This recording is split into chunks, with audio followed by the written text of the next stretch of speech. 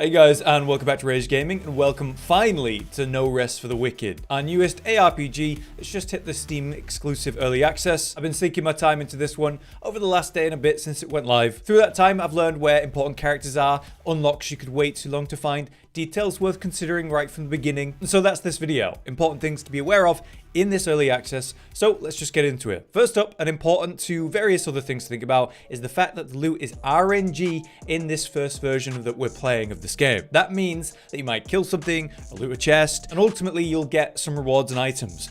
And in this case, you might get something completely different if you're playing on another save, or maybe your friend opened the same chest in the same spot. You're doing another run on a different character. It's completely RNG, and that's very intentional by the devs. It's one of the more derisive design choices, because obviously not everyone wants to play dual-wield daggers. You might find a great pair of those and not find, say, claymores that you'd prefer. As there aren't classes in this game, you kind of everything, and so you kind of find everything. When you start finding blues and purples and so on, you're going to find some really potent magical effects, but in my case, I found a bunch of stuff that's great for parrying, and I'm not running a shield. What you can do then is use the in-game system to enchant the gear you want to run, rune it and gem it specifically, taking a common and turning it into a blue or a purple, and I'll reference that in a moment. But first, as my next thing to know, it's important to know that you don't need to level up at your base or a special location. You can do it anywhere by just opening the menu after you've leveled. But the real tip on this one is to not level up blindly. You're going to get that limited number of upgrades as you go, and with the loot being RNG,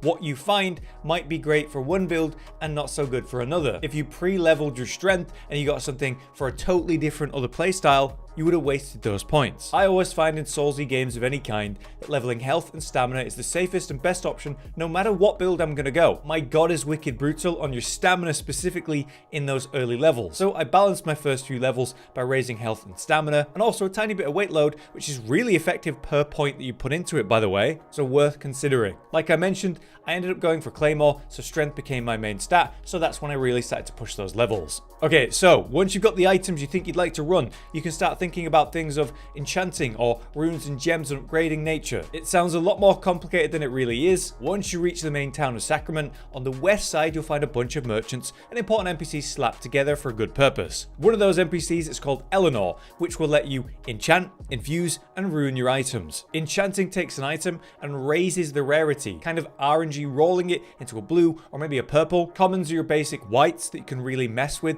They have the most slots and options, but they're lacking in special effects, so you could take those and enchant them and turn them to a blue or a purple. Blues above that have some special effects, purples have even more but come with negative effects, and also you reduce the amount of slots on it. If you look at my Claymore's case, I'm actually losing XP when I take damage, which isn't nearly as bad as it sounds, but the positive effects are so potent, like reducing the weight of a heavy weapon like this is amazing. You have to weigh the cost. Purples can be good and really bad and kind of brick an item, and I guess that's just part of the ARPG nature of this game. There is also yellows, which are more like unique items made by the devs, but we're not going to worry about that right now. While you're here, you might consider infusing, taking some gems you found or bought and putting them into your gear. My Claymore, as a common initially, had 4 slots, so to begin with I slapped a ruby in there for heat damage, basically turning it into a permanent fire sword. The last thing for this NPC though is that we have runes, which are special abilities you spend your focus on.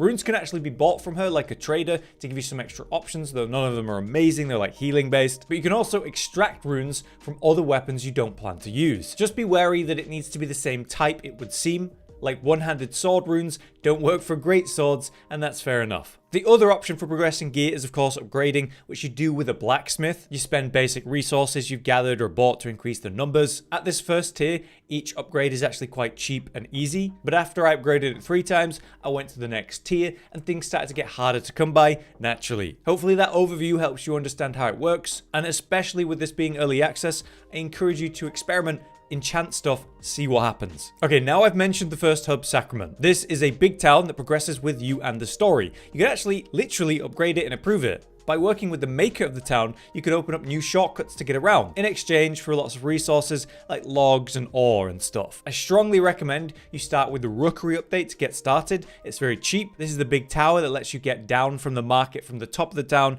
very quickly, and by doing this, you get access to 2 chests with some good items. This is why doing things like chopping down trees and mining is really worth the effort while you're out there, so make sure you have at least a pickaxe and an axe available before you leave town. In general though, push the main story when you get started until you find yourself in Sacrament, because once you do, you'll unlock the fast travel ability, which means once you're progressing in a zone, you can casually go back to town and then come back, replenishing your stocks, which makes life so much easier. Okay, so while you're in town, don't miss out on the bounties and challenges. This is something that you need to activate before it starts tracking, and the rewards are very worth it. I made this mistake myself because it isn't currently proactively tracking, which is a bit of feedback I could give the devs. I completed one construction, then I picked up the mission to make 3 constructions, and it didn't track. So very important that you get this going immediately. It's marked on your map as a bounty poster with a slightly different color to the other markers, and you speak with the captain of the town to get your bounties and challenges going. This will reward you with useful items and upgrades, materials for crafting, cooking, upgrading, and piles of copper and silver. They're very valuable. Bounties are generally straightforward.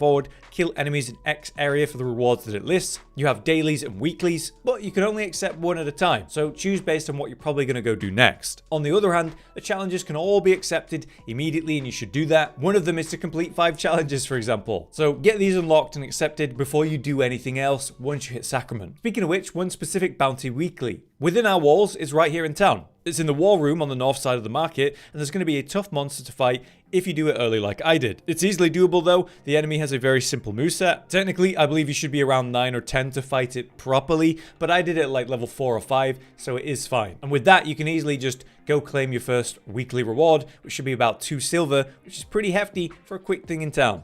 Where should you go though? Maybe you're like me and you hit Sacrament no problem, but from there you headed northeast and found yourself as a level 5 against enemies for levels 10 plus. This wasn't a big problem. I could progress, work my way through, no problem. But the issue here is that the items that are dropping require level 11 to be able to equip, which is useless to me at the moment. By doing this, I'm essentially nerfing myself. I could be somewhere else getting gear that's better right now that I can actually equip, getting stronger, clearing that faster, coming here and having a better time. So while you can go wherever you want, it is pretty important to know some areas are going to be easier at first compared to others. Also, be aware that the world actively changes. As you progress the story, you'll see on your map how, say, the Keep in the Shallows area that you first came through is now grayed out. That's because it's changed. When you cleared the path to the town, those trapped outside could come in, like the blacksmith, but now other creatures, monsters, enemies have moved into that area, the Shallows, the Keep. There's now new objectives there, new quests, new loot, and reasonable level progression exists there compared to heading straight northeast. So just consider which way you're going to go and see if the enemies feel right. It's my understanding we have 5 locations in this early access.